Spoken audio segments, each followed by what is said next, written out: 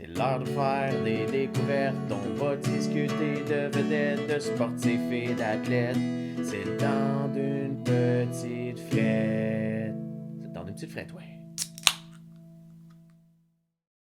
Ouais, bonjour tout le monde, j'espère que vous êtes en forme. Cette semaine, on va y aller avec plus techno. On va vous expliquer dans quelques instants. On espère que vous passez là, une bonne semaine. Rosa en forme? Ouais, ça va bien, toi? Yes, yes, ben ouais. Dernier cours universitaire ce soir, très content. Yes, hey, Ouais, félicitations pour ton bac, hein. ouais, C'est le merci, fun. merci. On s'en va en stage là, jusqu'en avril après. Fait qu'il y a un petit moment de nostalgie cette semaine. Là. On Ouais. essaie d'en profiter le plus possible avec la gang, mais à distance, c'est pas tout le temps possible d'essayer de patiner de commun, même là avec les restrictions là, du moment, là, comme on dit, il n'y en aura pas de facile. Non. On fait avec qu'est-ce qu'on a, là, puis c'est ça, on se débrouille par rapport à ça. Ouais. Hey, on a un bel invité ce soir. On est vraiment content qu'il soit là. Jonathan Deschênes. On va parler un petit peu plus de statistiques avancées. Puis avant, je vais peut-être lancer le sujet, puis on va peut-être y en parler pendant le podcast. Mais moi, pendant les séries mondiales, j'écoutais ça avec Guillaume qui a passé sur notre podcast parce que j'aimais ça voir son point de vue. Fait qu'on l'écoutait puis on se textait souvent. Puis je sais pas si tu te souviens de Blake Snell Ouais, ben, avec ça les tient bien. Là. statistiques avancées, Ouais. ouais, quand il s'est fait sortir, je trouvais ça. Le gars, il lance super bien, puis il décide que. Il y a un gars, je pense, qui est allé ses buts, puis il s'est fait retirer. Toi, t'en pensais quoi?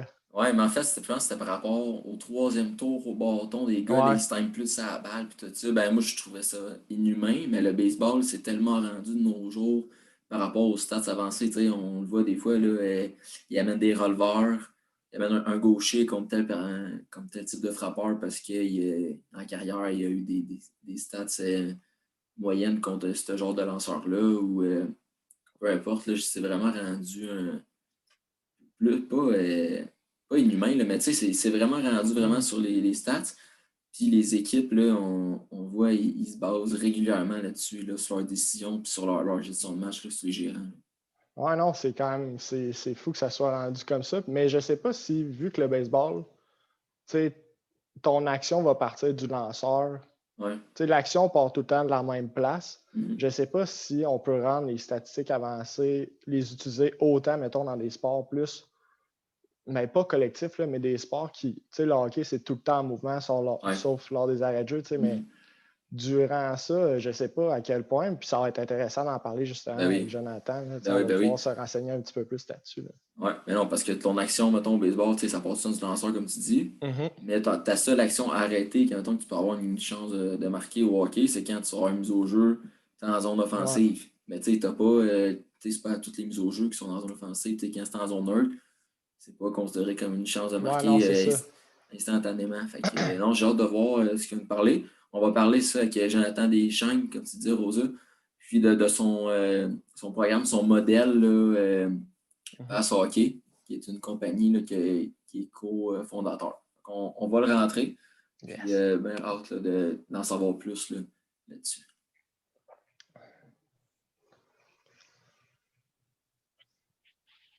Yes, Jonathan? Ouais. Salut, Yes. boys. Salut. Salut. Hey, merci d'être avec nous ce soir. On est très chanceux, puis on apprécie là, que tu aies accepté notre invitation.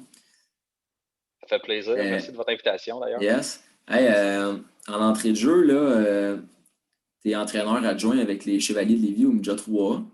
Ouais. Avant qu'on parle là, de ta compagnie de passe hockey, j'aimerais ça que tu nous parles un peu là, de ton parcours comme entraîneur. OK.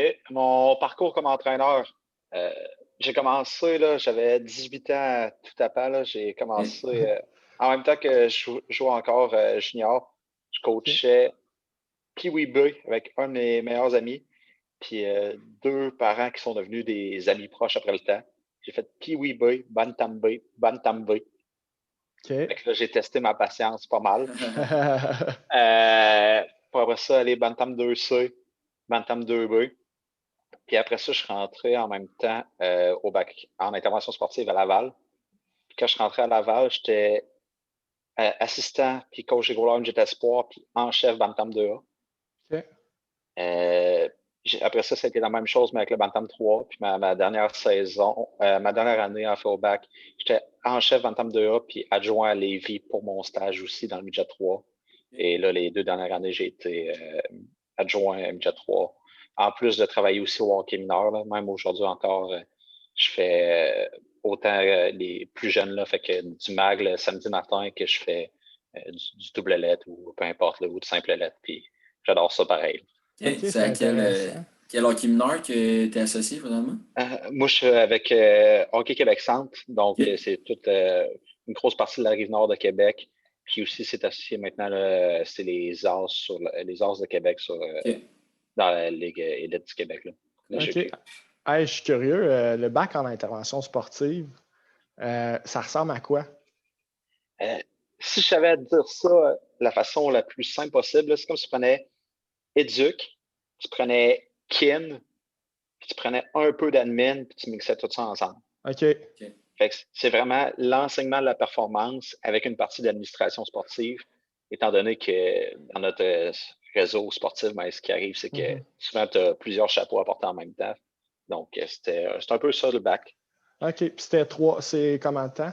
C'est 3 ans. OK. OK. Puis ils se donnent juste à Québec, hein? Je pense que c'est juste Laval qui le donne. Exactement. C'est un des seuls programmes de premier cycle, du moins, qui est vraiment axé sur le coaching au Canada. OK. Super, super intéressant. Ouais, je m'étais renseigné là-dessus, moi, pour peut-être après Ah, mon bac en éduc, faire quelque chose là-dessus. Puis là, c'est ça, je voyais qu'il était donné seulement à Laval, fait que ça doit vraiment être précis. Puis, tu sais, je regardais les critères tout ça, ça m'intéressait, fait que ça doit être assez interactif. Si tu dis que c'est un mélange de kin-éduc puis d'admin, là, ça doit être le fun.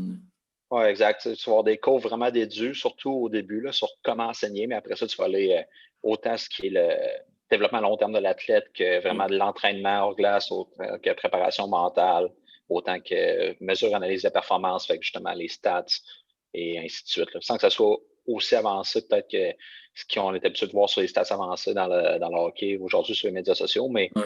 au moins comment tu peux t'en servir au day-to-day dans ton coaching. OK. Yes. OK. Maintenant, on va laisser de côté là, ton coaching, tout ça. Pourquoi on t'a amené aujourd'hui? C'était surtout pour en savoir plus là, sur la compagnie dans laquelle tu es cofondateur, Pass Hockey. En entrée de jeu, là, je voudrais savoir que je voudrais que tu nous expliques qu'est-ce que c'est, Pass Hockey. Euh, au, au départ, là, c'est un modèle statistique qu'on a créé, puis après ça, on a fait ça à l'inverse. On a créé le modèle en premier, puis après ça, on s'est rendu compte qu'on avait de quoi qui pouvait faire une compagnie. Donc, on est parti après ça Et- pour créer une compagnie. Dans le fond, Hugo Bélanger, qui est l'autre cofondateur, c'est mon ancien coach des goalers quand j'étais au secondaire. OK. OK? Puis aujourd'hui, il est coach des goalers à Lévis, puis on travaille ensemble. Puis justement, quand j'ai recommencé à coacher, on s'est recroisés au travers de ça. Puis moi, ce que j'étais vraiment intéressé par les stats avancées, puis Moneyball et ainsi de suite, ça m'a mis sur le bon chemin, là. Fait on est parti de là parce qu'on trouvait que évaluer les gardiens, c'était pas tout le temps facile, surtout même au niveau pro, on regardait, c'était tout le temps les mêmes affaires, là. Celui qui gagne le Vizina, tu peux choisir, tu as juste à regarder la liste des stats, puis plus de victoires, meilleur save percentage, voici le Vizina. Puis on se demandait s'il n'y avait pas une meilleure façon de faire. Puis à ce moment-là, les stats avancées, c'était beaucoup encore le Corsi. Fait que c'était vraiment beaucoup du volume sans qu'il y ait de la qualité. Puis ça commençait à pencher un peu vers comment on peut rajouter de la qualité là-dedans. Et il existait une stat au soccer, enfin, elle existe encore, qui s'appelle les buts attendus. Donc, qui sont avec des critères, ce tir-là, il y aurait combien de chances que ça devienne un but habituellement. Donc, on a fait une étude là-dessus, on s'est mis à regarder pas mal de tirs en été. En fait, un peu plus que 12 000 durant la même été. OK. Et là, vraiment catégoriser selon différents facteurs pour après ça avoir un modèle pour voir s'il était fonctionnel. OK. Donc là, c'est vraiment le modèle, c'est les buts attendus qui est vraiment sur chaque tir.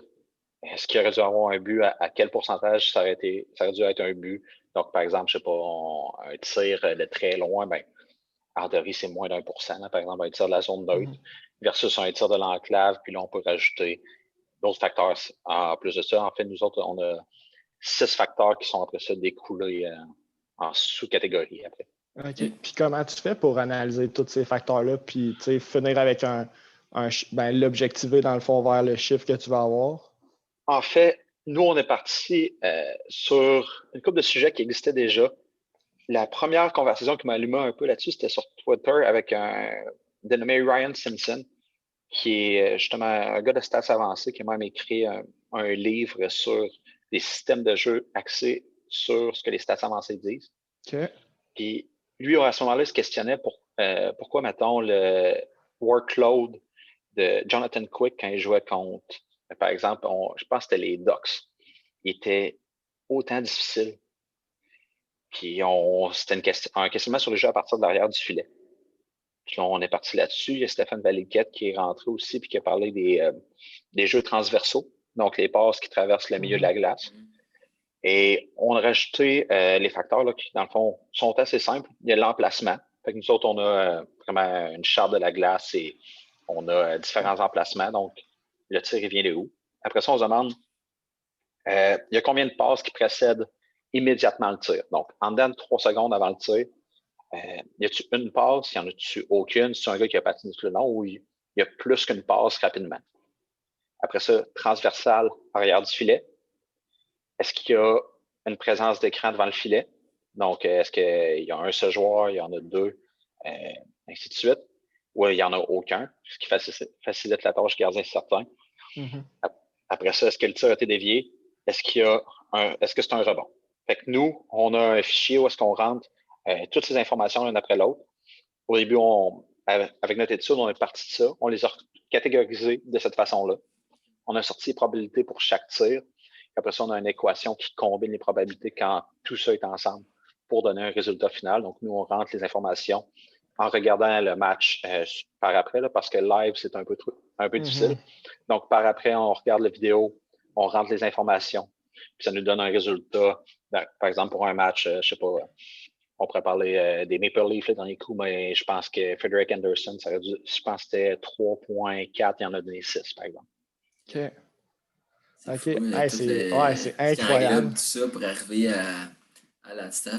Mais mettons, là, j'ai vu sur plateforme que vous êtes en train d'étudier les matchs dans les bulles du junior majeur en ce moment. Oui. Bon, un match, là, ça peut te prendre combien de temps? Mettons, analyser tout ça, là.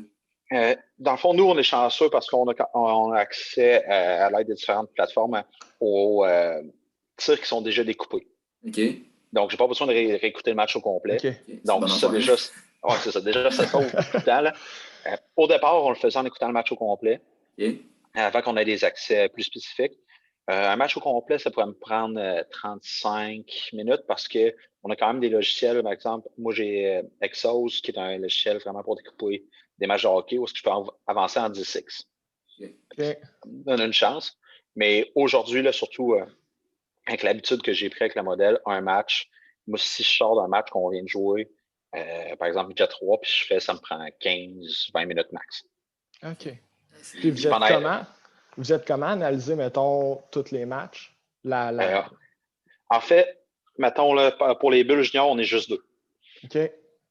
Donc, en ce moment, là, par exemple, ça fait du bien parce que on a du plus de temps libre, pour être honnête. Donc, c'est sûr. c'est une façon de s'occuper pour nous, puis aussi de faire connaître un peu ce qu'on faisait. Donc, on est 2 en ce moment, mais quand on a des contrats avec différentes équipes, on a différents formats. Et il y a un format où est-ce qu'on forme l'entraîneur des gardiens, souvent, parce que c'est avec lui qu'on discute le plus sur comment le faire. Fait que lui, il paye pour la plateforme, mais c'est lui qui rentre ses propres données. Okay. Donc, on le forme sur comment le faire. On est là pour s'il y a des questions et ainsi de suite. Et lui, il rentre ses propres données. Donc, à ce moment-là, ça nous prend pas mal moins de temps. Puis on se rend compte que les entraîneurs des gardiens aimaient beaucoup ça parce que ce qu'ils n'aimaient pas, c'est savoir le chiffre à la fin. Puis là, qu'est-ce que ça veut dire, ce chiffre-là? Tandis que si tu le rentres au fur et à mesure, ben là, tu te rends compte des impacts, des changements, Puis, à la fin, on a des données qui sont quand même assez granulées, dans le sens que si tu veux voir toutes les tirs de tel endroit, ben, t'es là. Est-ce que, par exemple, ton gardien, son save percentage sur les tirs de l'enclave est à un standard assez élevé? Fait que là, tu peux aller voir ça. Fait que là, tu peux comparer. Puis justement, si tu fais du développement de gardien, ben, Ouais. nous, on avait un gardien il y a 2 ans, par exemple, que c'était plus difficile sur les passes transversales. Mais le chiffre, il était là, on le voyait. Mais c'était facile de savoir que nous, c'était un aspect qu'on pouvait travailler dans nos pratiques pour aider le gardien à s'améliorer, tout simplement. Ouais, c'est le fun, ça, parce que, tu sais, on en parlait souvent aussi, même avec Charlot. Puis, tu sais, les stats avancées, c'est le fun, sauf que j'aime le fait qu'on puisse, après ça, travailler avec le jeune. Parce que souvent, les stats avancées, ça va être, tu sais, le monde qui vont vouloir, je sais pas moi, faire des paris sportifs où ils vont aller voir vraiment ce qui s'est passé dans le game. Mais j'aime ça qu'après ça, tu sais, vous êtes capable de sortir la statistique et d'aller travailler, mettons, avec le jeune pour pouvoir, tu sais, améliorer ses performances. Là. Je trouve ça vraiment intéressant. Puis, on va en parler d'un côté offensif parce que même si je suis un ancien gardien et que ça a été fait pour le gardien en premier, mon utilisation aujourd'hui est beaucoup plus offensive qu'au niveau des gardiens. Puis, on peut en parler, par exemple, avec un des défenseurs. Nous, on a un défenseur qui prend énormément de tirs ou qui prenait énormément de tirs quand on jouait. Et, par exemple, ses buts attendus n'étaient pas élevés. Pourquoi? Parce qu'il tirait tout le temps quand il n'y avait pas d'écran, quand il n'y avait pas de mouvement avant le tir. Ses tirs n'étaient jamais déviés. Donc là, il tirait de loin sans essayer d'améliorer, sans penser à pourquoi.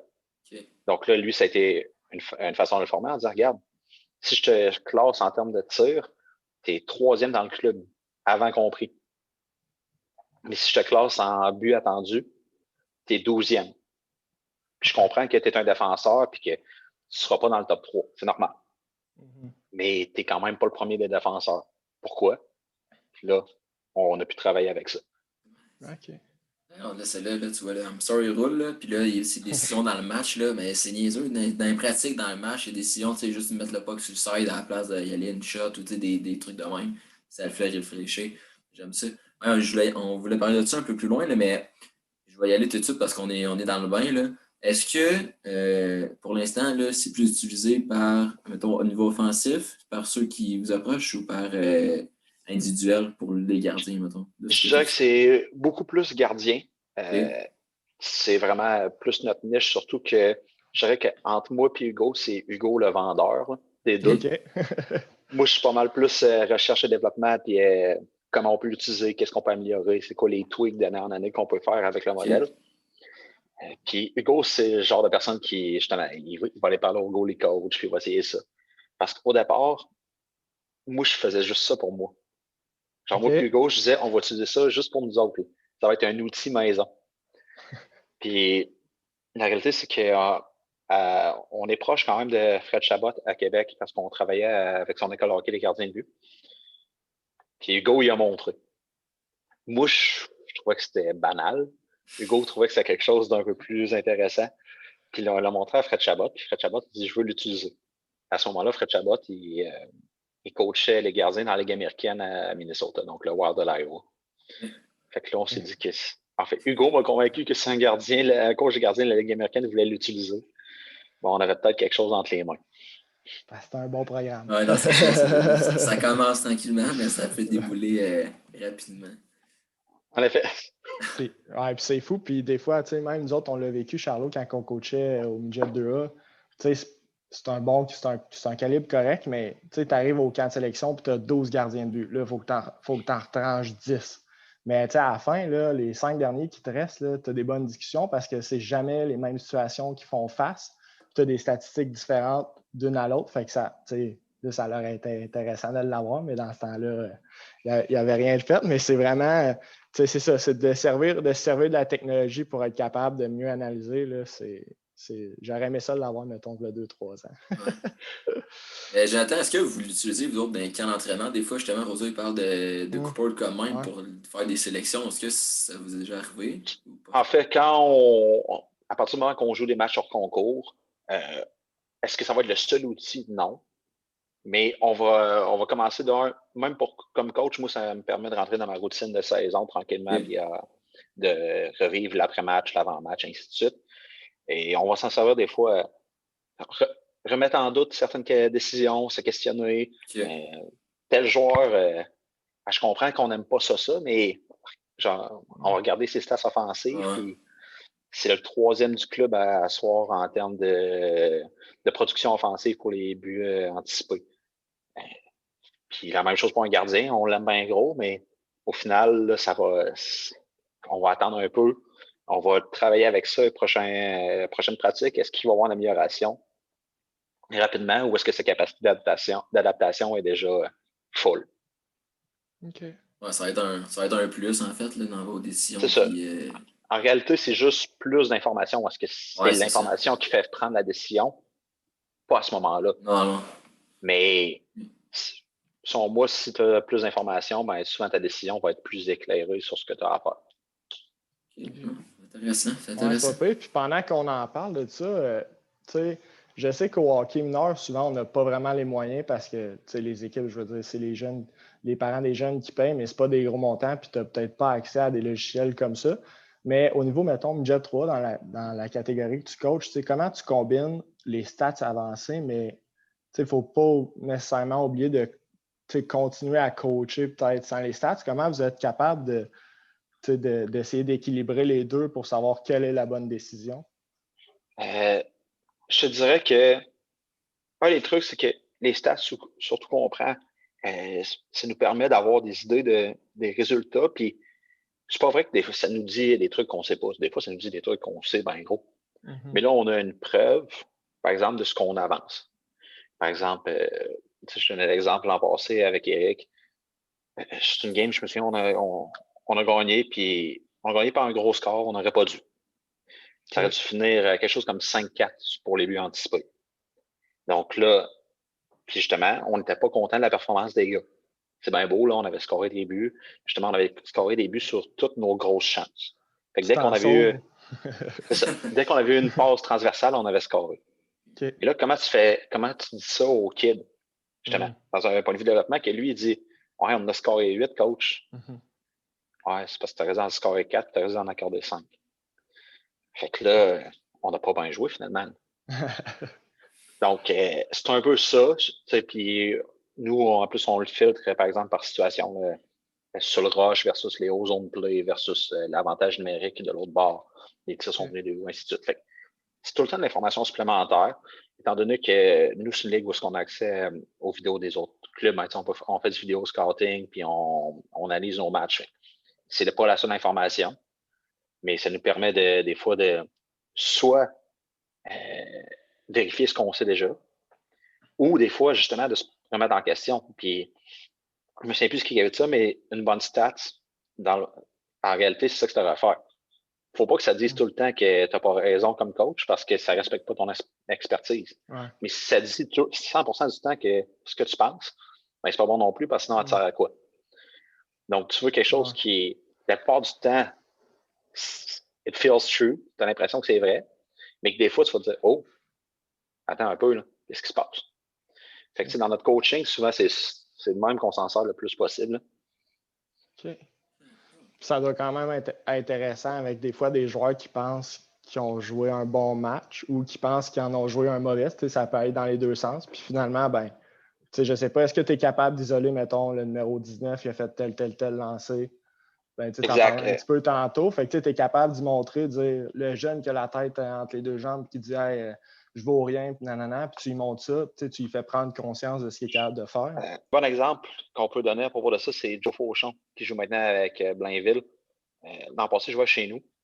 Puis Joe, toute l'année, là, ça allait bien de ses affaires, mais il ne scorait pas. Puis il y a eu des sénatoires parce qu'il scorait vraiment, vraiment beaucoup. Puis c'est une affaire de stats que tu vas tout le temps régresser vers la moyenne de la ligue. Donc, par exemple, si tu shots pour 30%, ben, la réalité, c'est que si la moyenne de la ligue, par exemple, déjà 3, c'est plus aux alentours de 10,5, 11, ben, tu ne shotteras pas pour 30% internellement. Puis à l'inverse, si tu shots pour 3%, à un moment donné, tu vas remonter. Puis Joe, ses buts anticipés étaient à partir de février, je pense que c'était aux alentours de 8, 9, 10. Okay? Mais il était stallé à 3 buts. Okay. Et là, il me disait, ouais, Joe, je ne score pas. Et je disais, regarde, ça s'en vient. Là. À un moment donné, ça va débloquer, puis tu vas partir. Et comme de raison, comme je disais tantôt, il est parti en feu à la fin. Puis nous autres, les chiffres, il a fini la saison à 15,71. Puis dans les matchs qu'on avait dans les données, il en a scoré 15. Ah, Mais, c'est bon, pas ouais. Ça lui a donné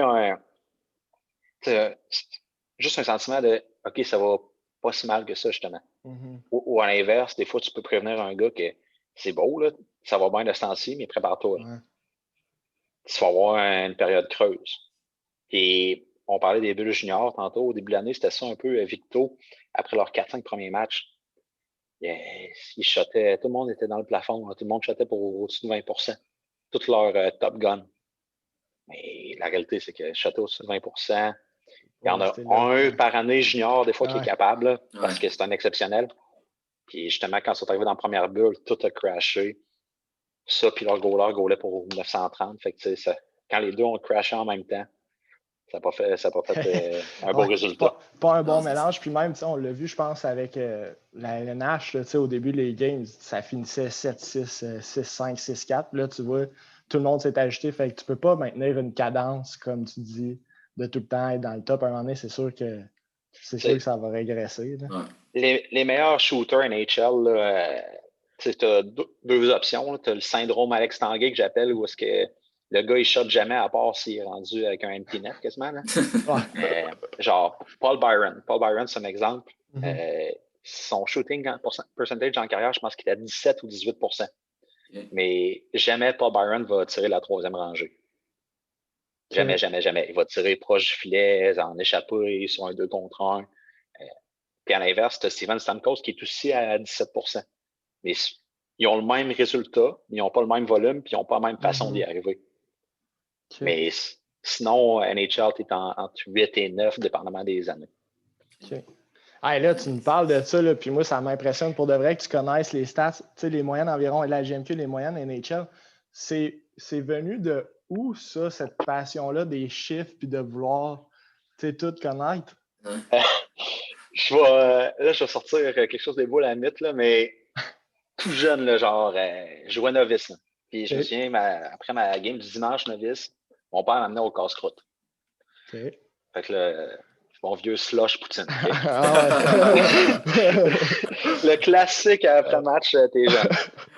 Et mon père, je me souviens plus le premier coup, il a appelé le journal et il me dit c'est qui le premier scoreur de la NHL? Dans le bon vieux temps, là, c'était écrit, puis je sais pas, moi, je suis novice. Il dit c'est important de savoir ça, Joe. Fait que là, il m'est nommé. Après ça, c'est Canadien. Puis après ça, c'est devenu Poutine. Puis je reste, c'est les débuts de ça. Puis j'ai tout le temps aimé savoir le pourquoi. Fait que ça, c'est depuis jeune, peu importe c'est quoi le sujet. Puis on s'entend que le hockey, ça me passionne. Fait que répondre à cette question devient encore plus important pour moi. Là. Donc, à partir de ce moment-là, les chiffres, mais il y a des trucs des fois que je trouvais que ce qu'ils disaient à la TV ou ce qu'on lisait, ça faisait pas de sens. Puis les statistiques traditionnelles, des fois, ne répondaient pas à ça. Et j'ai vu Moneyball, je devais avoir 17 ans, 17-18, juste avant de coacher. Puis ça a été aussi, du moins pour moi, là, sur les médias sociaux, où est-ce que j'ai découvert les premiers articles de stats avancés. Je me souviens des premiers débats que j'ai eu avec mes amis, stats avancés versus la réalité, c'était Lars Eller versus David Dernay. Parce que les stats avancées étaient beaucoup plus ferventes de Lars Eller que David Dernay.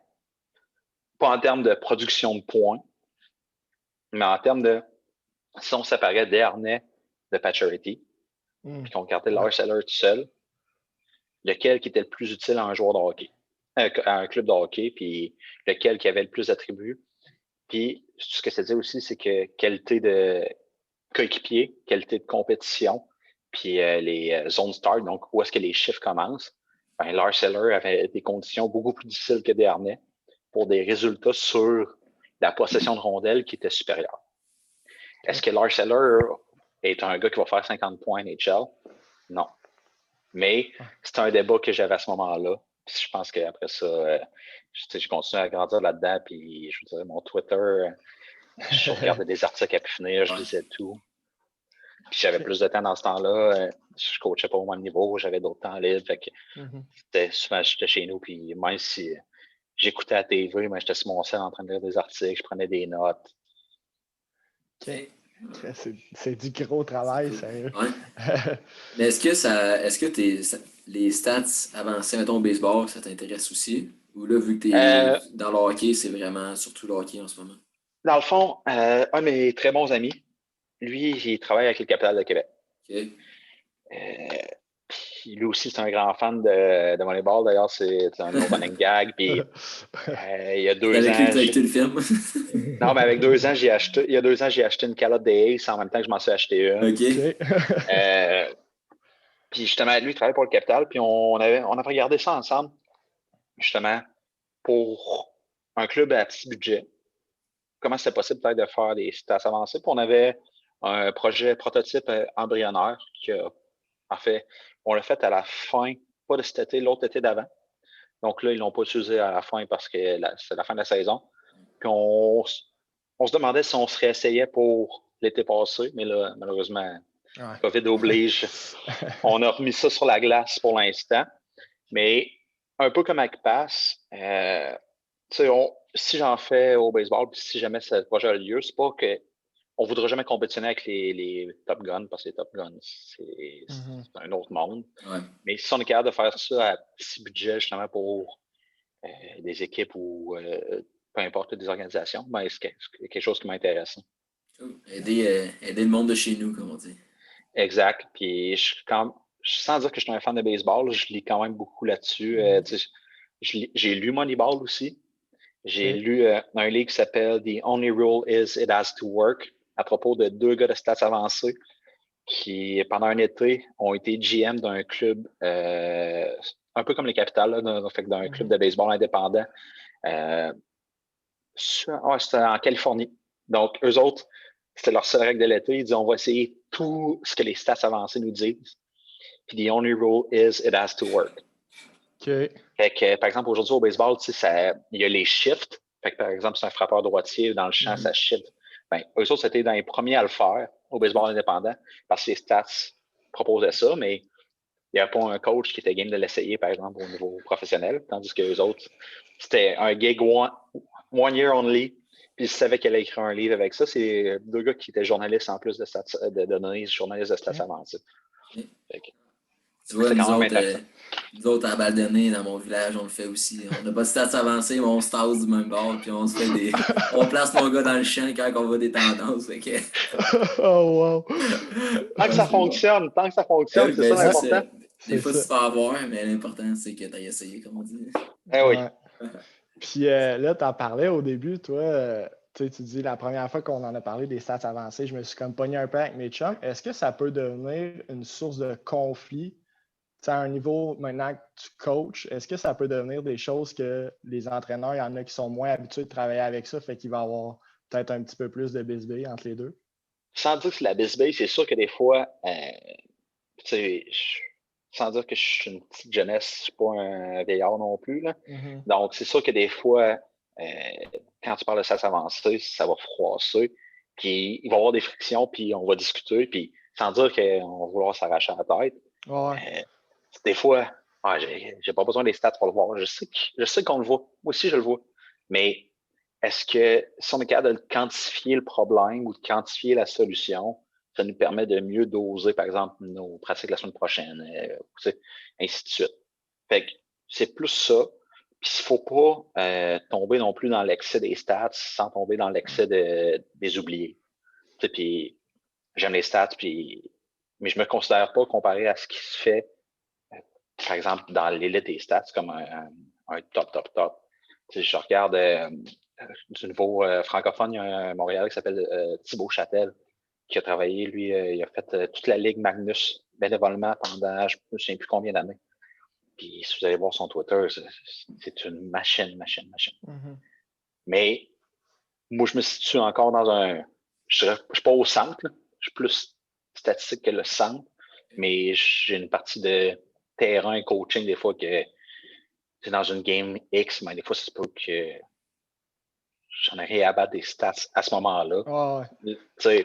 Puis au final, c'est de ce livre-là, The Only Rule Is It Has to Work, c'est que des fois, c'est ça. Là. Peu importe c'est quoi la stats, j'ai besoin d'un résultat dans les 20 prochaines minutes. Fait que je peux prendre le temps d'analyser les stats every week Sunday, mais ça ne changera rien. Donc, je suis mieux de trouver une façon que ça fonctionne. Puis des fois, c'est ça que ça aide dans ces frictions-là, des fois de se détacher du côté juste froid calculateur des stats. OK. On est vraiment content du temps que tu nous donnes, Jonathan. Puis sérieusement, moi qui aime ça regarder les stats, puis qui fait des fois des petits paris, il faut l'avouer, avec Rosa, on se challenge souvent, tout ça. Puis voir l'autre réalité aussi, que c'est pas juste des chiffres, mais c'est aussi de dire, je peux prendre un joueur ou un gardien, l'isoler, puis pratiquer des choses par rapport à ces statistiques-là, qui vont parler, pas par rapport juste aux stats, mais par rapport à ce qui peut améliorer, tout ça. C'est vraiment intéressant. Maintenant, je voulais savoir, là, quand des organisations vous contactent, leur approche, là, ça ressemble à quoi, mettons? Je te dirais qu'à date, là, malgré tout, on a quand même été plus nous qui a contacté que l'inverse. La réalité, c'est que, encore une fois, Hugo est le mastermind derrière tout ça. Donc, lui, a fait aller ses contacts, puis justement, il a approché plus de monde, mais récemment, surtout avec ce qui s'est passé avec Martin Leclerc, on a eu quelques appels. Puis souvent, ils sont intéressés à savoir comment ça fonctionne. Nous, ce qu'on fait là, habituellement, c'est qu'on explique le fonctionnement du modèle, on donne un exemple, puis on donne un démo pour 1 mois à 2 mois habituellement. OK.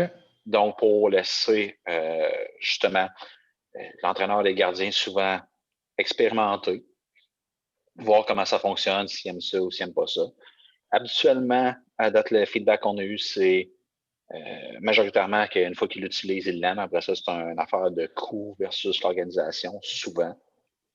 Mais souvent, ils apprécient ça, puis ça leur donne du matériel, ça leur donne des outils. Puis, d'ailleurs, parlant de Hugo, il y a une couple d'années, puis maintenant on peut le nommer parce que justement, ils sont plus au même endroit. Mais il avait approché Pierre Groux, qui était le goalie coach des Sénateurs d'Ottawa. Et on lui avait expliqué le modèle, il était intéressé. Lui, il ne voulait pas le faire par lui-même. Donc, Hugo, il a pris le temps parce que c'est un goalie coach NHL. C'est un peu plus de temps, j'imagine. Il a pris le temps, puis il a fait, je pense au final, c'est une dizaine de matchs des Sénateurs. Ce qu'il avait donné comme recommandation à Pierre Gros à ce moment-là, c'était de moins faire goaler Craig Anderson. Ah ouais. On est 2 gars à Neuchâtel dans un début. Enlève-moi ça du net. En train de dire, tu serait mieux de faire goaler ton deuxième un peu plus souvent, même si lui gagne 4 millions. Ben, il accordait juste trop de mauvais buts. Tout ce qui était des tirs qu'on définit comme les low danger, fait en bas de 5% de chance que ça devienne un but, d'accorder des buts là-dessus. Mais Craig Anderson a tout le temps été un gardien historiquement qui avait une très mauvaise séquence, suivie d'une séquence où il était époustouflant. Je ne sais pas, souvenir au Colorado, en 6 matons, je pensais à faire comme un jeu blanc de 50 arrêts un soir. Je pense qu'il y a le record de la Ligue nationale pour plus d'arrêts pour un jeu blanc dans un match en temps régulier de saison régulière. C'était fou, ça. 51. Ils ont gagné comme 1 ou 2-0, 51 saves. Puis la game d'après, il en a fait 49 pour un autre jeu blanc. Appelle ça un mur. C'est ça. C'est un mur. Ça là est nulle part, mais moi je pense qu'il y a le plus de buts five-all ou en dessous du bras de l'histoire aussi. Dans ces mauvaises séquences, là, exactement. C'est ça. Donc, souvent on approche. Je pense que Hugo comme moi, on essaie de ne pas aller dans l'extrême justement de dire que ton premier gardien, tu ne devrais pas le faire gauler. Mais on essaie de justement donner des exemples de pistes de solutions ou de problématiques l'outil permet de montrer ou du moins de mettre en lumière des fois pour un entraîneur. Puis sans que tu aies tu le vois des fois comme entraîneur, mais c'est une génération qui aime savoir pourquoi. Puis des fois, le fait d'avoir le papier d'en face où est-ce que c'est écrit que tu devrais en arrêter autant puis tu n'en arrêtes pas autant, ben, c'est un problème. Puis nous, à la fin des matchs, pour le gardien de but, le rapport, il y a le résultat. Par exemple, je sais pas, le nombre de buts anticipés, c'est 3,5. Le nombre de buts qu'il a accordé, c'est 4. Et là, à côté, tu as un stamp écrit, par exemple, dans ce cas-là, below average game. Okay. Et Mais s'il en avait accordé 5, ça serait écrit poor game. OK, ouais. OK. Fait que là, mettons le gardien qui se demande pourquoi il n'y a pas le filet. Puis quand ça fait ces 2 rapports de la fin de semaine, c'était écrit poor game. Et voilà. C'est assez révélateur.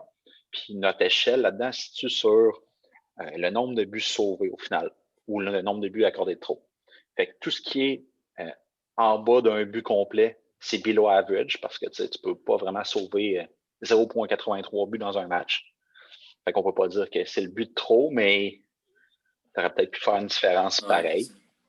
À l'inverse, tu es un peu au-dessus de la moyenne si tu as sauvé en bas d'un but. Fait que si mettons, tu aurais dû en accorder 1,83 puis tu en as accordé 1. Exemple. Puis à partir du moment que tu as sauvé un but, ben, tu as un excellent game. À partir du moment que tu en as coûté un, tu as un poor game.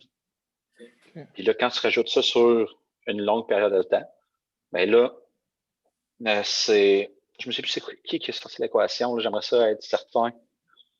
Mais il y avait une équation qui disait que 6 buts de différence avec la moyenne de la ligue, donc par exemple sauvé ou que tu as coûté de trop, c'est équivalent à une victoire. Okay. Donc 3 buts, c'est équivalent à 1 point au classement. OK. Fait que tu peux voir un peu ce qui te manquait ou ce que tu as eu de plus puis qui t'a permis de te classer, mettons. Exactement. Puis des fois, tu peux te rendre compte qu'un de tes gardiens, justement, il te donne des points au classement, des stolen wins, là, il a vraiment volé une victoire. Ou, à l'inverse, un goaler qui t'en coûte. OK. C'est fou. Ouais, ça, c'est malade. Le stade, ça va encore plus loin là, de ça. Nous autres, on s'amusait avec ça un peu une couple d'années en disant Midget 3, surtout, c'est une ligue où, en saison régulière, offensive game. Dans le sens que si tu scores des goals, habituellement, si tu scores 150 buts, tu vas être champion de division. OK. Je pense que dans les 10 dernières années, il y a 3 clubs qui ont scoré 150 buts qui n'ont pas été champions de division. Puis là-dedans, il y a SSF il y a 2 ans avec l'année de 41. Ouais. Fait qu'eux autres, ils étaient out of luck à ce niveau-là. Mais c'est ça.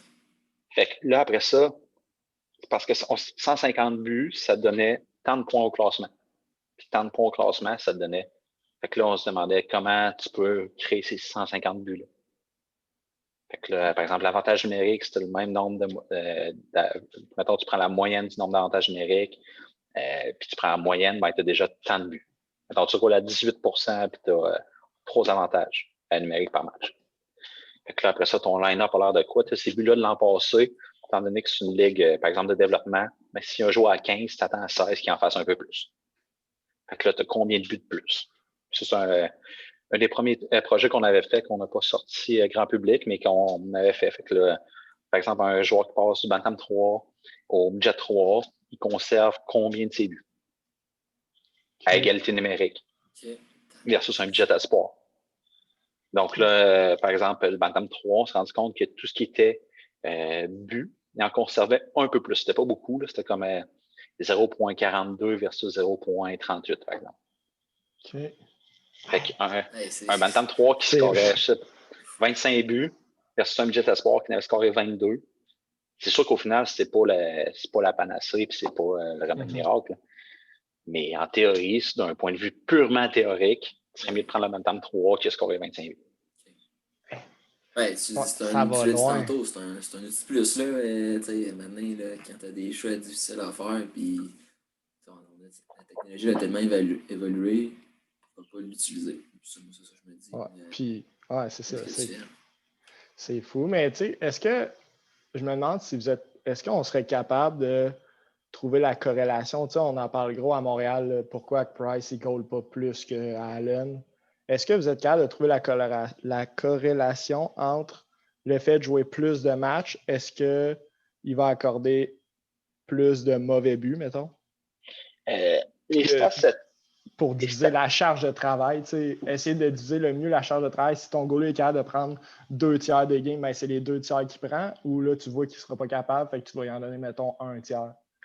Les stats là-dessus, souvent, là, ça on va vraiment plus d'un point de vue là, pour tout ce qui est l'équipe soutien intégré, puis mettons tout ce qui est repos et etc. Fait que souvent, tout ce qui est moniteur cardiaque, puis ça devient, par exemple, le thérapeute athlétique du CH qui s'occupe de ça. eux autres, ils ont des stats en interne, c'est sûr, que ce soit au niveau du sommeil, au niveau de récupération, etc. Ce que les stats disent, puis ça a changé beaucoup, c'est les back-to-back. Aujourd'hui, c'est tout le monde le sait, là, un goaler, s'il goal les deux d'un back-to-back, sa deuxième performance, c'est souvent, je pense, c'est 10 points de pourcentage pire. Fait que ça a changé énormément. Puis l'autre truc, c'est que tout le monde dit tout le temps que la NHL, c'est un copycat league. Là. Fait que tu regardes les derniers clubs qui ont gagné la Coupe Stanley. Tu regardes comment ils ont séparé leur charge de travail. OK. Puis c'est plate, mais tu es pas mal plus proche de 1A, 1B que de 1 et 2, comme dans le temps de Mika Kiproussov qui en gaulait 72 par année pendant 6 ans consécutifs. Ouais. C'est ça. OK. Ah, c'est malade. C'est malade. Tu veux, vas-y. Oui, ben on se demandait parce que tantôt, tu en as parlé un peu, puis tu disais que, parce que nous autres, quand on coach avec Alex Laprise, là, qu'on salue au niveau scolaire, puis quand il nous a parlé de toi un petit peu, il nous dit, ben ouais, un moment donné, j'étais assis dans mon cours avec, une petite anecdote, il dit, j'étais assis dans mon cours, puis il dit, je vois la personne qui écrit sur son téléphone cellulaire, il dit, j'ai tombé en bas de ma chaise. C'est qui la personne pour toi qui t'a le plus impressionné quand tu as reçu un texto? Le nom le plus gros? Ben, je vais nommer celui-là, mais après ça, on va partir un peu. Puis celui-là, il y a quand même une anecdote spéciale. Ça, c'était Cristobal Huet. OK? Puis Cristobal Huet, je veux dire, moi, j'avais ses pads, genre quand j'étais jeune. OK. Moi, Cristobal Huet, j'avais un T-shirt de lui. C'était mon idole, je veux dire, 2007, sa première année. Là. Sinon, que je pourrais prendre à donner toutes ses stats ou à peu près. Là. OK, à ce point-là. Sa première année à Montréal, je sais qu'il y a 7 jeux blancs en 28 ou 31 départs. Quand il a été changé à Washington, il a fini l'année sur une run de 11-2, une moyenne en bas de 2, puis il gaulait pour 950. Il y a 12 ans. Mais ça, genre, pour moi, Cristobal Huet, j'ai fait justement un FaceTime avec pour expliquer ça. Appeler Cristobal Huet, c'est un rêve de jeunesse. Genre, il me dit salut Joe, puis je shakais. Mais dans les gros noms, il y en a deux en ce moment que si on se reparle ou je vous l'enverrai un jour, là, je peux pas nommer, mais j'en ai deux en ce moment qui sont sur Bubble que je peux te dire que quand j'ai pris le téléphone, j'étais surpris. Okay. Mais au départ, là, les premiers, Fred Chabot nous a mis en contact avec un monsieur qui s'appelle Thorsten Apple. Thorsten a créé, lui, au départ, une plateforme pour la FIFA, sur laquelle tu peux voir tous les matchs, tu peux même échanger des joueurs, tu peux contacter des agents. Et lui, il a vendu ça à la FIFA pour 38 millions d'euros. Et oui, je sais. Après ça, il a décidé de faire ça pour le hockey. Fait que là, Thorsten, Fred Chabot le connaissait, il nous a mis en relation, d'où un des premiers accès vidéo qu'on a eu. Et là, on se met à discuter, puis il se met à nous mettre en contact avec du monde. Un des premiers appels qu'on a fait pour parler de ça, c'était avec un coach de la SHL en Suède à 3 heures du matin, heure locale, pour parler à un goalie coach en Suède, puis expliquer le modèle, puis ainsi de suite. Il y en a eu une couple dans le chemin, là, justement, les goalie coach pro qu'on a nommés tantôt, qui ont quand même été intéressants, mais c'est sûr que Cristobal Huet, pour moi, c'est quand même un gros nom, mais il y en a plein qu'on a fait dans le chemin que tu dis tout le temps, ça n'a pas de bon sens.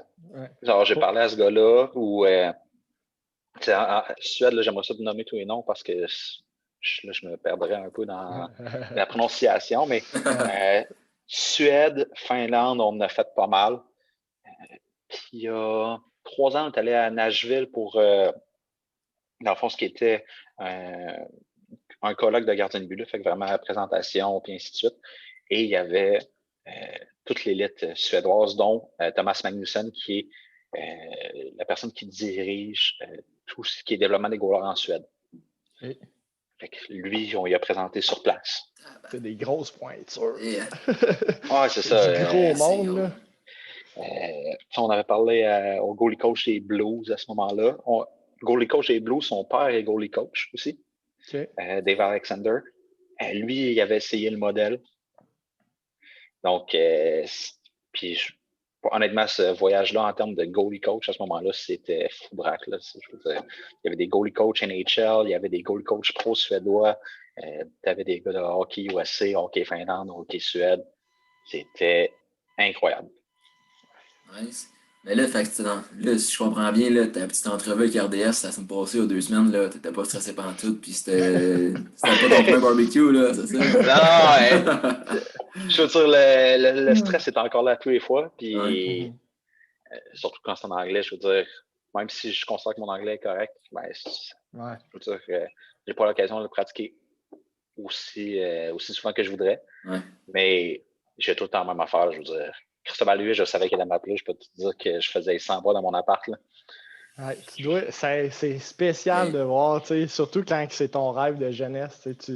C'est des idoles, puis que ça finit que tu te mets en contact, puis le monde sont contents du service que tu leur donnes. Le monde font appel à toi pour te demander leurs conseils. Moi, c'est ça qui est fou, puis qui est tout à ton honneur. Ouais. Historique avec Cristobal, c'est que finalement, ils n'ont pas pris le modèle. Finalement, il y a un autre goalie coach de Lausanne qui l'utilise en ce moment.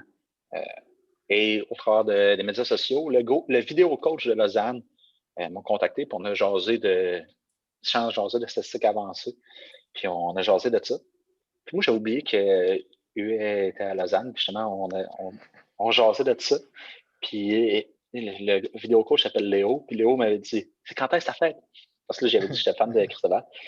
Puis là, ma fête, c'est plus tard, vraiment plus tard. Il dit, sinon, je t'aurais fait un coup. Puis il voulait que Cristobal m'appelle pour me souhaiter bonne fête.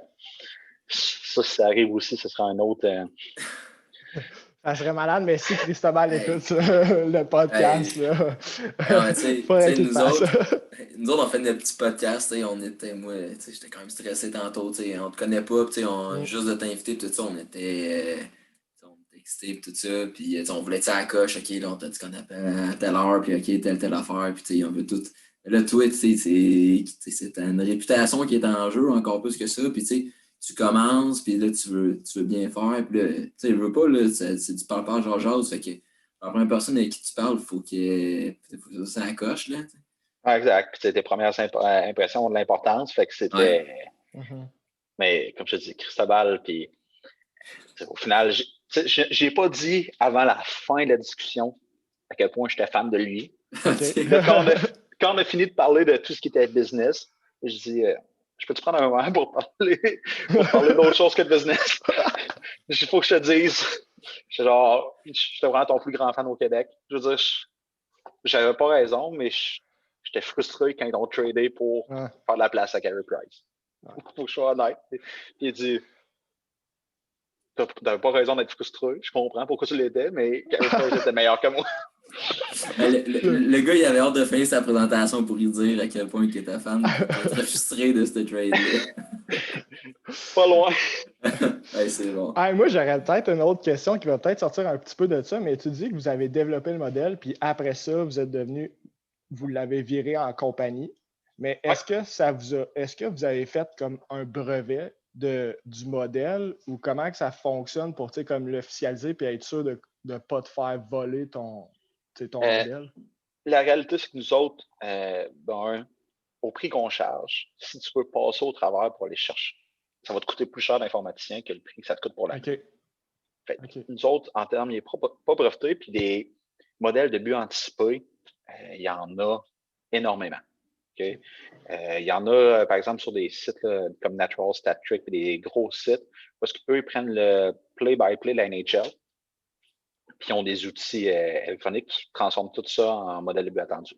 Fait que là, quand il y a un shot à tel endroit, eux autres, ils le rendent, puis selon le dernier événement, est-ce que c'est un rush, c'est un ozone play, puis ça fait des modèles. La différence entre nous et d'autres, c'est que c'est fait à la main dans le sens qu'on regarde les clips.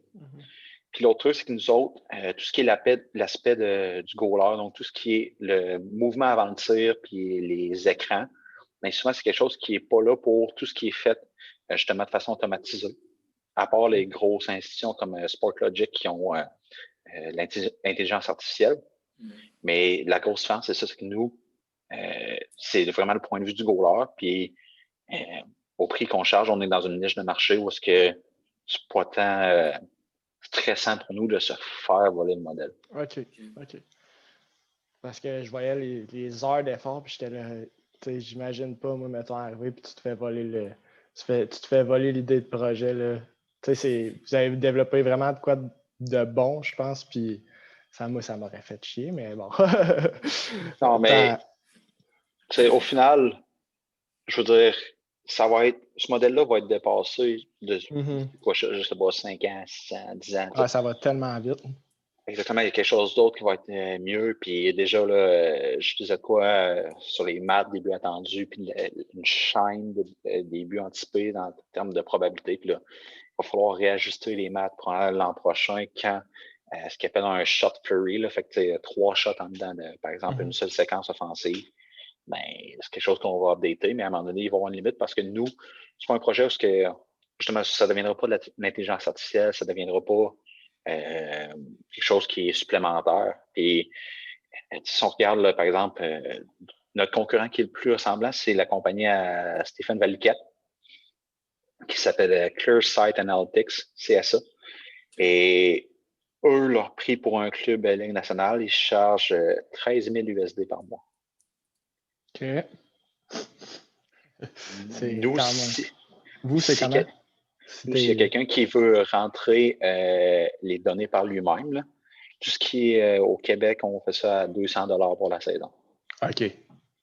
C'est pas pire, il y a un 11 000 clics de différence. On était pas bon en maths la semaine passée, Charlot, mais là, le calcul est assez facile à faire. C'est facile. Exactement. Fait que, on ne travaille pas dans la même clientèle. Fait que, c'est moins stressant à ce niveau-là. OK. Super. Cool. Vas-y, Charles.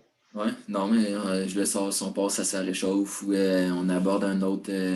Moi, j'aurais peut-être une dernière question parce que j'ai lu lu tes entrevues un petit peu, puis tu parlais. Puis tu sais, je vois que tu te cultives beaucoup avec les livres, puis tu te renseignes beaucoup, tu lis beaucoup. Le livre Game Changer, c'est quoi que ça a changé pour toi? Honnêtement, là, tout ce qui est planification de l'entraînement, c'est énorme. Puis tout ce qui est développement des skills, il approche ça d'une approche vraiment holistique, vraiment globale. Tout ce qui est, pour lui, la tactique, la technique, le physique, le psychologique, puis la santé viennent tout en même temps. Fait que la réalité, c'est que tu l'isoles un peu, tu le sors. Puis lui, il disait que peu importe le geste, même s'il est très, très similaire, il n'y a pas une habileté qui est répétée une fois de la même façon. En disant que le contexte de match change, le moment durant le match, la pression, l'adversaire, ta journée que tu as eue, la passe c'est comment, ainsi de suite. Puis il disait, c'est pour ça que quand tu fais du développement des habiletés, si tu t'enlèves tous ces facteurs-là, ben, le transfert ne se fera jamais en situation de match. Puis c'est pas vrai que là, tu sois capable de créer tous ces facteurs-là. Il faut que tu sois capable d'en laisser pour que le transfert se fasse, tout simplement. OK. C'est de pas isoler, ouais, c'est ça, comme tu dis, c'est de pas isoler le joueur dans la condition parfaite parce que ça n'arrivera jamais dans un match. Ben, tu sais, il y a une partie de développement où ce que tu vas le faire. C'est normal. Pour l'apprentissage moteur. Exactement. Mais si tu restes juste là, puis qu'il n'y a pas une évolution vers la situation de match, puis s'il n'y a pas le faire en situation de stress psycho, ben, c'est parce que dans le match, la réalité, c'est que le gros facteur différentiel avec la pratique, c'est quoi? C'est le stress psychologique du match de performer sous pression. Fait que c'était vraiment, tout ce qui est son approche au développement de l'athlète est vraiment intéressant. Son approche de match, et il y a des graphiques là-dedans, là, c'est de toute beauté. Par exemple, lui, il dit que peu importe le sport d'invasion, il y a juste 4 moments dans un match. OK. 4 moments. L'offensive, la défensive, la transition offensive vers la défensive, la transition défensive vers l'offensive. That's it, that's all. Il dit fait qu'au final, tu as juste besoin d'être capable de savoir qu'est-ce que tu fais dans ce moment-là, selon tes ou dans l'environnement par rapport à tes coéquipiers, ainsi de suite. Fait que lui, il y a des macro-principes, des micro-principes, tu évolues là-dedans. Puis ça venait mettre en relation aussi avec le hockey, qui est un sport où ça change tellement que ton hockey IQ, c'est d'être bon à réaliser dans lequel des moments, puis qu'est-ce que tu as à faire. Puis comme tu as 6 changements de possession par minute, il faut que tu regardes à 6 fois par minute, être capable de changer ton rôle dans ces moments-là. Okay. Ouais. C'est intéressant ça, parce qu'on le sait, là, le hockey IQ, là, c'est tellement important, puis c'est tellement de quoi qu'il faut que les jeunes ils apprennent et qu'ils en retirent le plus possible, parce que c'est ça qui différencie peut-être d'être un bon joueur, d'être à la bonne place au bon moment, parce que rendu dans la Ligue nationale, le gars de 4e trio, là, tu le remets dans une ligue de garage en ce moment, là, il défonce tout le monde. C'est pas parce qu'il y en a qui disent sur le 4e trio, ça vaut rien. Ouais, attends, là. Remets-les, pas de pression, sans rien. Là, ce gars-là, là, il a des mains, il a tout. Moi, je peux vous parler de Donald Brescher. Là. Ouais. À la fin que je goalais, j'avais un de mes amis qui organisait des pratiques, des mini-matchs le matin de semaine. Un peu trop tôt pour moi, mais j'y allais quelques fois. Où est-ce que c'était justement des gars seniors, semi-pro, ainsi de suite. Et Brescher, il y allait. Puis moi, Brescher, il était far removed de sa carrière. Ouais. On n'était pas l'année après. Là. Mercredi matin, 7 h du matin. Puis c'était dangereux. Là. Il est solide, hein, c'est ça. On dirait que des fois, on sait, vu qu'on n'est pas dedans, on ne sait pas à quelle vitesse que le jeu il se fait. Puis le monde, quand tu vois ça de haut, tu te dis hey, ce gars-là, voyons donc, il se fait passer, puis il n'est pas bon, il est dégueulasse. Mais tu le mets dans un environnement où c'est qu'il a le temps de le faire, puis il a le temps de s'appliquer, puis ça devient totalement un autre joueur, comme tu le dis. Oui, exact. Oui, puis la réalité, c'est que tous ces gars-là, si tu fais leur parcours au hockey mineur, là, il y avait jusqu'à temps qu'ils jouent junior, ou jusqu'à temps qu'ils jouent midget 3, il n'y avait pas besoin d'un cours pour trouver le net. Là. Non. Il trouvait de ça. Oui. Ouais. C'est incroyable parce qu'on l'entend souvent, là, les gérants d'estrade, là, ce gars-là, il est juste bon pour se battre, ce gars-là, il fait rien. C'est juste ça qu'il sait faire, mais pour se rendre dans la Ligue nationale, même dans le junior majeur, c'est que tu as été l'élite à quelque part, puis tu as été capable de... Tu avais les habiletés pour le faire. Là, fait que... Oui, rendu là, c'est son rôle aussi. Là. Tu peux pas avoir 25 scoreurs. Fait que quand t'es rendu un gars d'énergie, tu t'as jamais joué en piqué, mais là, il faut que tu te débrouilles avec ça. Fait que t'es rendu ce gars-là. Puis, je sais pas si vous l'avez lu, mais Jake Evans à Montréal. C'est ça, là. Ouais. Jake Evans, NCA, c'était half-wall, premier powerplay, puis il couchait sur la glace. Ouais.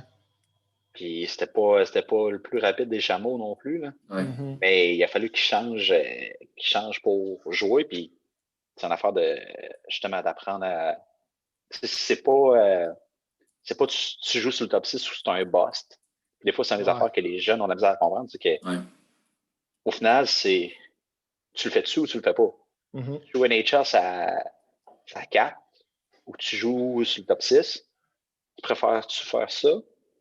Ou finir dans la construction avec la pépine sans offense envers ça, mais dans le sens que, je veux dire, jouer NHL, c'est le rôle en fait, là, peu importe, tu vas avoir un rôle, puis c'est de l'accepter, puis il n'y a pas un rôle qui est moins important.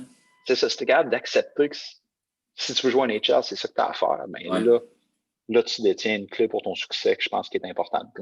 Ouais, je suis d'accord avec toi. On s'entend là-dessus.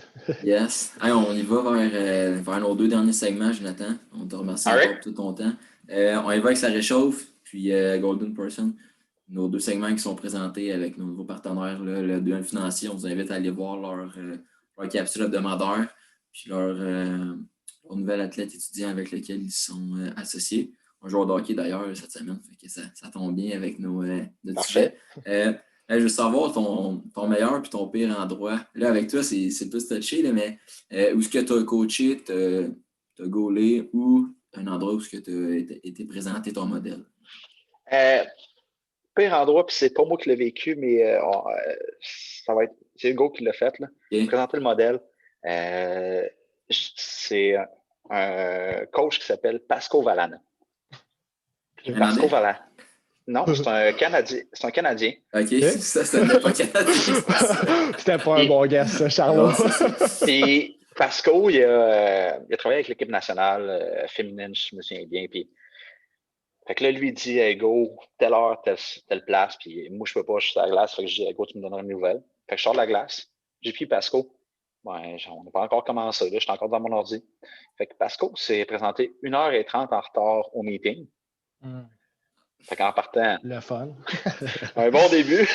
Puis après ça, on les présente toutes. Puis il dit, ah, ouais, mais mon modèle est bien meilleur. OK? Je dis, c'est quoi ton modèle? Vas-y. Puis là, lui, genre, feuille de papier, là. Genre, ça, c'est un shot qui a donné un rebound. Ça, c'est un shot dans le chest. Ça. Fait que, on a comme fermé les livres là-dessus, mais ça a été une des rencontres qui a le moins porté fruit, disons, dans nos rencontres qu'on a faites à date avec Face Hockey. C'est la rencontre la plus longue, mais la plus courte avec la personne. Exact. Puis je dirais que le plus bel endroit, au début, là, puis ça a été stressant, mais un des plus fun que j'ai fait, ça a été la journée de développement des gardiens de but de la Ligue junior majeure du Québec. La première année que c'était là. Donc, Max Ouellette qui gérait ça avec Sylvain Rodrigue qui m'avait invité. Fait que là, moi, je présentais devant des gardiens juniors et des prospects. Donc, c'est aider goalie coach de junior majeur. J'ai présenté ça pour la première fois. Puis, j'ai fait de façon interactive. Fait que j'expliquais c'était quoi au début. Après ça, on montrait des clips. Puis après ça, je leur demandais de guesser c'est quoi les attentes. Ce shot-là, ça devrait l'arrêter combien de fois sur 10, mettons. Fait que ça a été vraiment bien le fun, puis on avait eu du fun à jaser, puis ça a été, je pense que c'était une de mes plus plaisantes à faire. OK. Ça devait être, de la façon que tu parles, ça devait être plus interactif un peu avec les goalers. Exact. Vu que les goalers étaient là, je voulais pas les ennuyer et faire une présentation. Donc, juste mathématique. Fait que là, je voulais qu'ils voient des clips, puis regarde ça, là, puis je sais que comme goalie coach, tu reçois un flow drill, puis là, tu dis les coachs, les joueurs, ils shotent top circle, puis ça n'arrive pas dans les matchs. Ouais, non, mais quand ça va arriver dans un match, il faut que tu fasses le save. Il faut que tu le fasses 92 fois sur 100.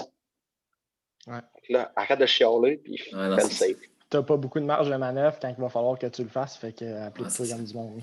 Exact. OK. Hey, c'est malade. Puis, encore une fois, le principe de la golden person, y a-t-il une personne que tu devrais remercier on voit que c'est pas mal toi qui as tout bâti ce que tu as créé, mais y a-t-il quelqu'un que tu aimerais remercier pour son apport dans ton développement, que ce soit sportif, personnel ou au niveau de ta compagnie? J'ai-tu le droit de faire une liste qui dure 6 minutes? Honnêtement, il y a tellement de monde. Là. Au début, je parlais là, des deux messieurs avec qui j'ai coaché au départ. Là. Puis on s'entend, là, c'est deux messieurs 50 ans, puis moi j'avais 18, puis je coachais avec mon meilleur chum qui avait 18. Puis ils nous ont laissé faire nos erreurs autant que nos bons coups. Là. Fait que, eux, je leur en dois beaucoup parce que si j'avais une mauvaise expérience, que j'aurais continué, je ne sais pas. Après ça, tout ce qui est les boss de mon association de hockey mineur dans lequel j'ai évolué comme coach à Québec-Centre, fait que Dan Lirette, Vincent Carl, c'est deux mentors pour moi quand j'ai évolué là-dedans. Serge Alain aussi, c'est un des premiers qui m'a donné un accès justement aux structures intégrées. Puis après ça, je dirais que les plus récents, là, on a Steve Quentin, avec qui j'ai coaché Midget Espoir. Lui, c'était bon parce que je coachais avec Midget Espoir, mais je coachais son fils, Madame 2. OK. Donc, on a quand même une belle relation, puis on se voyait souvent. Puis justement, il me voyait dans le rôle d'un chef, fait qu'il s'est même donné plus de responsabilités. Puis lui, il avait coaché Midget 3 dans les années 90. Puis c'était vraiment une personnalité là, ultra ouverte, puis qui discutait avec toi, puis qui s'est vraiment fait grandir.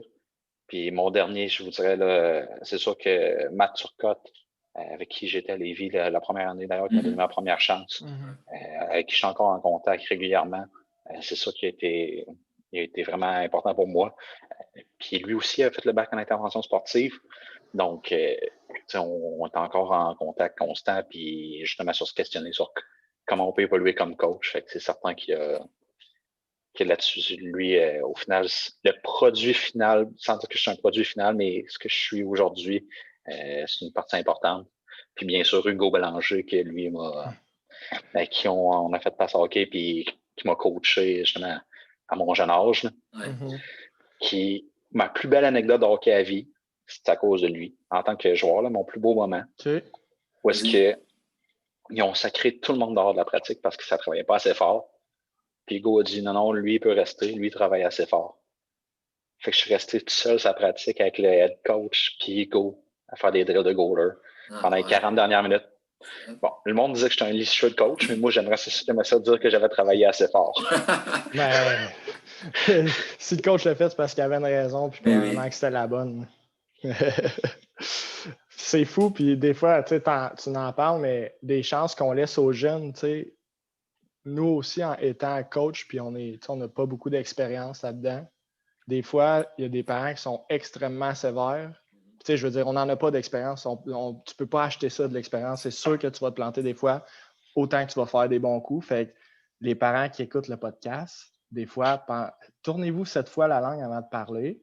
Essayez d'analyser le plus possible, puis attendez, parce que il y a des gens qui donnent beaucoup d'heures. Puis, tu sais, on le voit même avec toi qui donne énormément de temps, tu sais, qui en a donné, puis tu n'étais pas nécessairement payé. Mais des fois, c'est de faire attention à ce qu'on dit parce qu'on voit où est-ce que tu t'es rendu, puis c'est à cause que les gens t'ont respecté, puis ils ont essayé juste de t'amener au meilleur niveau pour que tu sois capable de performer le plus possible. Puis je pense que ça, c'est la morale de l'histoire des fois des parents qu'il faut juste faire attention à ce qu'on dit avec les entraîneurs plus jeunes. Je ne sais pas si tu es d'accord avec ça, Charles. Oui, certainement. Je veux dire, ça pourrait être un autre podcast au complet, ça, les parents et les coachs au hockey mineur. Ouais, on va être invité pour un deuxième, on le prend en note. Ouais, c'est ça, on n'en a pas parlé encore de ça, fait qu'on te réinvite, c'est ça. Right. Jonathan, on va conclure ça là-dessus. On te remercie énormément pour ton temps puis toutes tes explications par rapport à ton modèle, tout ça. Hey, on te souhaite le meilleur succès encore. Ça va vite, puis ça déboule tes choses, mais on te souhaite encore que ça déboule vite dans les prochaines semaines, prochains mois, prochaines années, peu importe. Puis que tout aille bien de ce côté-là. Puis on espère peut-être, je sais pas, Midget 3, si la saison elle a été annulée. Ou là, j'ai vu moi dans Saint-Hyacinthe que le hockey mineur a mis fin à la saison. Midget 3, je pense que c'était encore. Puis LHQ, espère encore, mais. Moi, je vais prier le Seigneur, croiser mes doigts. Peu importe. On l'espère parce que nos jeunes, ils en ont besoin. Ouais, c'est ça. Juste nos scolaires, les pratiques, il y en a qui sont chanceux un peu, mais on espère pour nos jeunes que ça puisse bouger de ce côté-là. Fait qu'on te remercie encore. À la maison, n'hésitez pas à partager, commenter. Puis la semaine prochaine, on vous réserve une petite surprise, un nouveau partenaire. On est bien fiers, fait qu'on vous présente ça la semaine prochaine. Le temps d'une petite frette sur Facebook, Instagram, et on est rendu sur Spotify et les autres plateformes. Donc, bonne écoute. Merci, Jonathan, pour tout ton temps précieux que tu nous as donné. Merci, Boys, pour l'invitation. Ça a été vraiment le fun. Ouais, merci. Hey, sur ce, on se voit la semaine prochaine. Salut. Le podcast est terminé. Notre invité a tout donné. On se revoit la semaine prochaine autour d'une autre petite fête. Ça va être le temps d'une autre petite fête, ouais.